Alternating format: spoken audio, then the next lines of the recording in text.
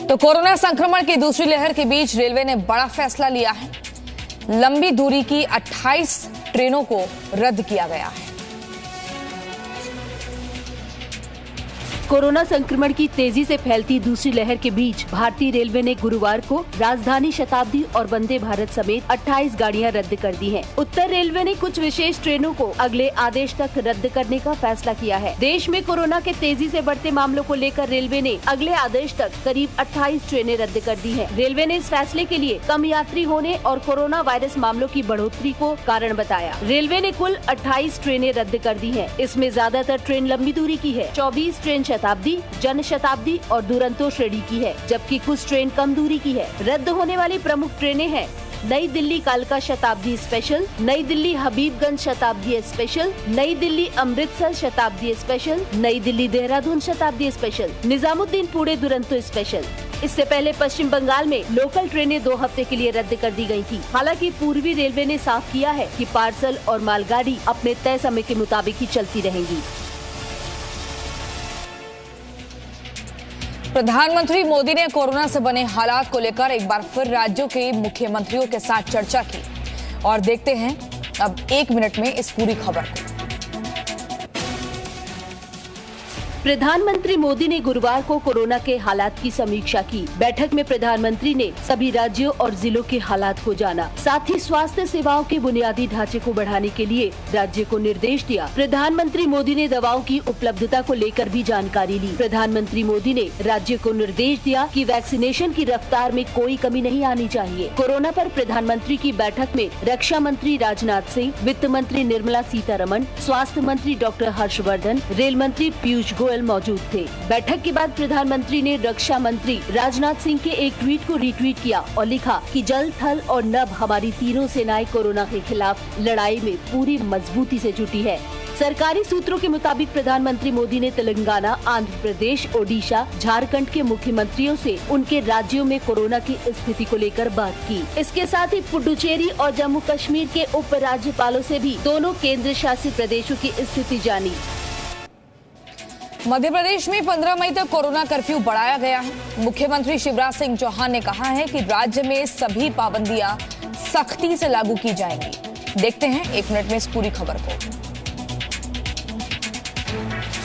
मध्य प्रदेश के मुख्यमंत्री शिवराज सिंह चौहान ने गुरुवार को राज्य में जनता कर्फ्यू को 15 मई तक बढ़ाने का फैसला किया है। मुख्यमंत्री ने अधिकारियों को निर्देश दिया है कि राज्य में पाबंदियों को बिना किसी ढिलाई के लागू किया जाए। सीएम ने लोगों से शादियां टालने की भी अपील की है। शिवराज सिंह चौहान ने ट्वीट कर लिखा, आज मैं आपसे आह्वान कर रहा हूँ कि 15 मई तक हम सब कुछ बंद करें, कड़ाई से जनता कर्फ्यू का पालन हो। मैं चाहता हूँ आने वाले दिनों में जनजीवन सामान्य हो, इसलिए कुछ दिन हम कड़ाई कर ले। मुख्यमंत्री शिवराज सिंह चौहान ने ट्वीट पर कहा, हम निर्णायक दौर में पहुंच गए हैं और अब हम कोविड-19 पर अंतिम प्रहार कर सकते हैं। इसके लिए जरूरी है कि समस्त आवश्यक दिशा निर्देशों का हम सभी कड़ाई से पालन करें। मुख्यमंत्री ने एक दूसरे ट्वीट में कहा, शादी विवाह के कारण संक्रमण बहुत तेजी से बढ़ जाता है। ऐसी परिस्थितियों में हम विवाह जैसे आयोजन की इजाजत नहीं दे सकते। मैं अपने सभी जन प्रतिनिधि साथियों से आग्रह करता हूँ कि वे मई में शादी समारोह का आयोजन न करें। इसके लिए सभी को प्रेरित किया जाए। दिल्ली के एम्स और राम मनोहर लोहिया अस्पताल में ऑक्सीजन प्लांट शुरू हो गए हैं। दिखाते हैं इस खबर को 1 मिनट में। दिल्ली के एम्स और आरएमएल में डीआरडीओ ने ऑक्सीजन प्लांट शुरू कर दिए हैं। दोनों प्लांट से मरीजों के लिए ऑक्सीजन की सप्लाई भी शुरू कर दी गई है। गौरतलब है कि महज 15 दिन के भीतर ही इन प्लांट्स को लगाकर ऑपरेशनल कर दिया गया है। 20 अप्रैल को प्रधानमंत्री मोदी और रक्षा मंत्री राजनाथ सिंह ने डीआरडीओ को देश के हर जिले में इस तरह के मेडिकल ऑक्सीजन प्लांट्स लगाने का आदेश दिया था। 960 लीटर्स ऑक्सीजन पर मिनट जनरेट करेगा।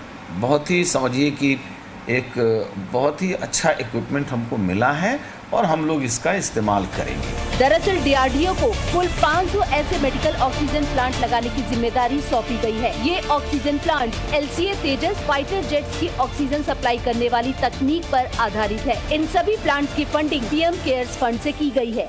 पीएम केयर फंड्स की तरफ से देश के 500 जिलों में अब जो है ऑक्सीजन प्लांट्स लगना शुरू हो गए हैं और इसकी शुरुआत दिल्ली के आरएमएल अस्पताल से हो गई है। दिल्ली में ऑक्सीजन सप्लाई को लेकर एक बार फिर सुप्रीम कोर्ट में सुनवाई की गई। सुनवाई के बाद सुप्रीम कोर्ट ने क्या फैसला सुनाया, दिखाते हैं आपको अगले 1 मिनट में। दिल्ली में ऑक्सीजन संकट पर गुरुवार को सुप्रीम कोर्ट में सुनवाई हुई। दिल्ली सरकार केंद्र से 700 मीट्रिक टन से ज्यादा ऑक्सीजन मांग रही है, जिस पर सुप्रीम कोर्ट ने केंद्र को निर्देश दिया है कि दिल्ली को 700 मीट्रिक टन ऑक्सीजन की सप्लाई की जाए। हालांकि केंद्र ने सुप्रीम कोर्ट में कहा है कि दूसरे राज्यों का 300 मीट्रिक टन भी दिल्ली को दे रहे हैं, फिर भी जरूरतमंद लोगों तक ऑक्सीजन नहीं पहुंच रही। केंद्र ने कहा है कि दिल्ली के सप्लाई सिस्टम में कुछ दिक्कत है, जिसे देखा जाना चाहिए। हालांकि बुधवार को ही केंद्र सरकार ने दिल्ली को 730 मीट्रिक टन ऑक्सीजन सप्लाई की है। दिल्ली में स्वास्थ्य सेवाओं को लेकर दिल्ली हाईकोर्ट ने सख्त टिप्पणी की है। हाईकोर्ट ने कहा है कि राज्य की स्वास्थ्य व्यवस्था चरमरा गई है। हाईकोर्ट ने कड़े शब्दों का इस्तेमाल करते हुए कहा कि अब आप शुतुरमुर्ग की तरह व्यवहार कर रहे हैं और राजनीति से ऊपर नहीं उठ पा रहे हैं। हाईकोर्ट ने दिल्ली सरकार को निर्देश दिया कि दिल्ली के सभी नागरिकों को अच्छे से अच्छा इलाज मिले। महाराष्ट्र में एक बार फिर कोरोना के हालात बिगड़ रहे हैं। पिछले 24 घंटे में 62,000 से ज्यादा नए मामले सामने आए हैं। देखिए 1 मिनट में इस पूरी खबर को। महाराष्ट्र में एक बार फिर कोरोना विस्फोट हुआ है। बीते 24 घंटे में 62,194 लोग कोरोना पॉजिटिव पाए गए हैं, जबकि इस दौरान 853 लोगों की मौत हुई है। महाराष्ट्र में रिकवरी रेट 85.54% है। वहीं मुंबई में हालात अभी बेहद खराब बने हुए हैं, जहां एक दिन में 3056 नए मामले सामने आए हैं, जबकि इस दौरान 69 लोगों ने कोरोना संक्रमण से अपनी जान गंवाई है। हालांकि राहत की बात यह है कि मुंबई में रिकवरी रेट 90% है। महाराष्ट्र के वर्धा में जेनेटिक साइंस लैब ने गुरुवार से रेमडेसिविर दवा का उत्पादन शुरू कर दिया है। कंपनी में रोजाना 50,000 रेमडेसिविर के इंजेक्शन बनाए जाने की क्षमता है, लेकिन अभी सिर्फ 30,000 ही बनाई जा रही है। कंपनी में पहले सलाइन और कई इंजेक्शन का उत्पादन होता था, लेकिन इलाके में रेमडेसिविर की मांग को देखते हुए हैदराबाद की एक कंपनी के जरिए रेमडेसिविर के उत्पादन का भी लाइसेंस दिया गया। रेमडेसिविर के उत्पाद के पीछे केंद्रीय मंत्री नितिन गडकरी की बड़ी भूमिका बताई जा रही है। सुप्रीम कोर्ट ने बीएमसी के ऑक्सीजन सप्लाई मैनेजमेंट की तारीफ की है। दूसरे राज्यों को भी मुंबई से सीखने पर बल दिया है। देखते हैं 1 मिनट में इस पूरी खबर को। ऑक्सीजन सप्लाई के संकट को मैनेज करने के लिए सुप्रीम कोर्ट ने मुंबई महानगर पालिका की तारीफ की है।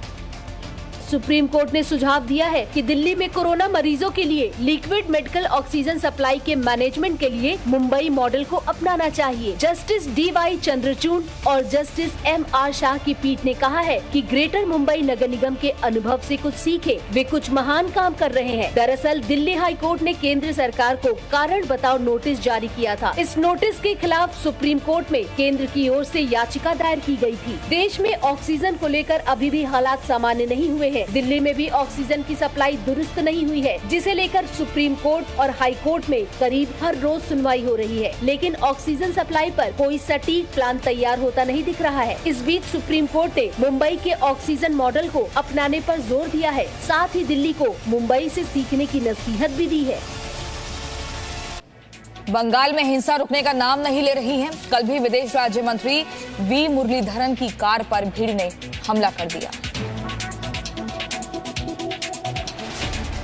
पश्चिम बंगाल के पश्चिमी मिदनापुर में केंद्रीय विदेश राज्य मंत्री वी मुरलीधरन की कार पर भीड़ ने हमला कर दिया। लाठी डंडों से लैस भीड़ ने वी मुरलीधरन की गाड़ी के शीशे तोड़ दिए। मैं इसलिए राष्ट्रीय अध्यक्ष जी को मैं रिपोर्ट सौंप दूंगा, उसके बाद आगे का कार्रवाई का तय करेंगे। बीजेपी ने आरोप लगाया है कि हमले में शामिल लोग टीएमसी से जुड़े हुए हैं। ममता प्रचार में भी कहती थी कि 3 दिन के बाद, चुनाव के बाद सिक्योरिटी फोर्सेस वापस जाएंगे, फिर मेरे ही हाथों आप हो, खुल्लम खुल्ला जिसे बोलते हैं धमकी दी थी। बीजेपी के राष्ट्रीय अध्यक्ष जेपी नड्डा ने भी ट्वीट करके वी मुरलीधरन पर हमले की निंदा करते हुए कहा है कि बंगाल की कानून व्यवस्था ध्वस्त हो गई है। बीजेपी के प्रदेश अध्यक्ष दिलीप घोष ने पार्टी प्रतिनिधिमंडल के साथ केंद्रीय गृह मंत्रालय की टीम से मुलाकात की। केंद्रीय गृह मंत्रालय ने 4 अधिकारियों की टीम को पश्चिम बंगाल के हालात का जायजा लेने के लिए राज्य के दौरे पर भेजा है। तमिलनाडु में पहली बार एमके स्टालिन मुख्यमंत्री पद की शपथ लेने जा रहे हैं। उनके साथ 34 मंत्री भी मंत्री पद की शपथ लेने वाले हैं। 1 मिनट में इस पूरी खबर को दिखाते हैं।